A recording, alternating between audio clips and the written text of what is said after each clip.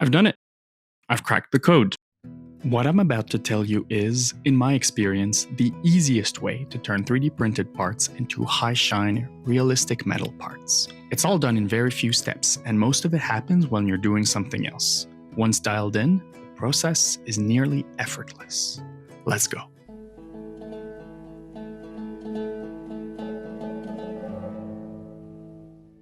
Welcome back to Nico Printed Antiques. My name is Nico, a rocket engineer by trade and an armor nerd by choice. Today we're doing something a little different, less history and more materials science. It's a bit of a follow-up or an update to my previous video, we'll link it below, on how to create high-shine metallic props, weapons, and armor. I'm going to be a dad soon, something I'm very excited about, so with changing priorities I figured I needed to optimize my precious hobby time. This video is a detailed tutorial on how you can cut corners in the normally lengthy process to turn 3D printed parts into convincing metal. What you're seeing here is my usual process for finishing 3D printed parts. Filler putty, sanding, more putty, more sanding, filler primer, wet sanding, filler primer, wet sanding, and eventually several layers of high gloss black from a rattle can. This is a very involved process, but the high gloss black is necessary to create the perfect surface for a high shine metallic paint to reflect like a mirror. But what if there was another way? Enter ASA, a material close to ABS. It's not the easiest material to print with. It requires high temperatures, it emits styrene fumes, and needs an enclosed 3D printer to avoid warping. But I was able to get decent results with a default slicer profile. Safety first. Ensure you're ventilating your print area correctly or filtering the exhausts. To print ASA, you'll need more printing supports than usual, but as you'll see later, that's not going to waste. The raw print is a matte, grayish black part. We'll use acetone vapors to effortlessly turn it into a beautiful high gloss part. I'll showcase the setup that has worked for me after doing a few trials and tests. It's very basic stuff.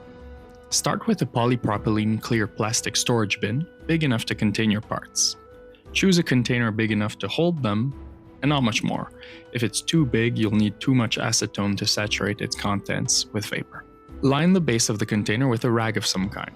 It doesn't need to be a paper towel, just anything with fibers that won't dissolve in the strong thinner that is acetone. Next, you'll need a support for your parts, which will still let vapors circulate freely. A support mesh, printed in a material resistant to acetone, or a mangled window screen will do the job. Afterwards, I bolted the tiniest USB fan to the inside of my storage container lid. Next, safety first. Wear gloves, safety glasses, and do this in a well-ventilated area. Add a modest amount of acetone to the rag, about half a cup for this size of container, then place your parts and the lid back on. I had the best results when this chamber was heated a little bit. To do this, I placed my prints on my 3D printer in operation, so the acetone chamber was modestly heated. Now wait 2 or 3 hours, go do something else. The part will not appear to have successfully smoothed over from the outside. It will look wet and wrinkly. This means it's ready. If you wait any longer, it might warp or melt entirely. Take out the parts, being careful not to touch them with your fingerprints, and set them aside. They will keep this wrinkly texture and feel a little bit gummy. Wait for another few hours. Go take care of the baby, cook, or clean. The parts will be high gloss by the time you come back, by some miracle of chemistry I can't really explain. This is incredible. It involved no efforts at all, no sanding, and you can process entire batches all at once. The part hardens to its full strength within a day, and the smoothing even prevents layer lines from delaminating. This black base is perfect to try out Chrome Effects, a one-step metallic paint that Alsa Corp provided me with. I normally use Alclad 2 Chrome, but I wanted to try this out, as it's faster and more convenient than airbrushing. I may have over-applied it in this test. It starts out as a dull gray, but as it dries, a speckled shine begins to appear. Here's a comparison with Alclad 2, the paint I normally use for my armor. Alclad 2 is a lacquer that also requires a gloss black base. I apply a single thin coat onto my part, and the effect is incredible. Compared next to each other, Alclad 2 has the better shine, but it's a more involved and time-consuming process to apply compared to the convenience of a can with Chrome effects.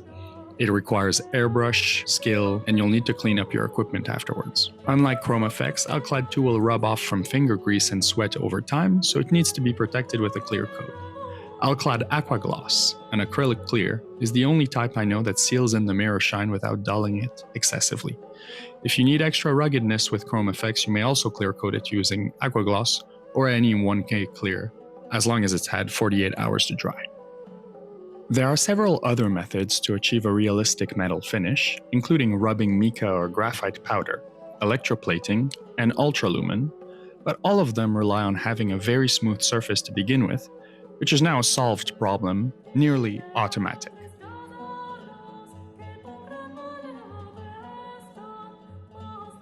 But what about parts that need to be joined together, such as the parts I have split to be printed in sections? The key is to make a filler putty that can first be sanded down, then smooth, using acetone vapors just like the rest of the part. To do this, take your ASA 3D printing supports and cut them down into small chunks. Melt them in a ratio of 1:2 with acetone in a sealed glass jar. Leaving it overnight will turn it into a thick slurry. You may use it as a glue, but in this case, I applied it like with filler putty. After leaving it for a few hours to harden, I sanded it down normally, then placed it in the acetone chamber. It smooths out just like the rest of the part, giving you a nearly invisible seam line.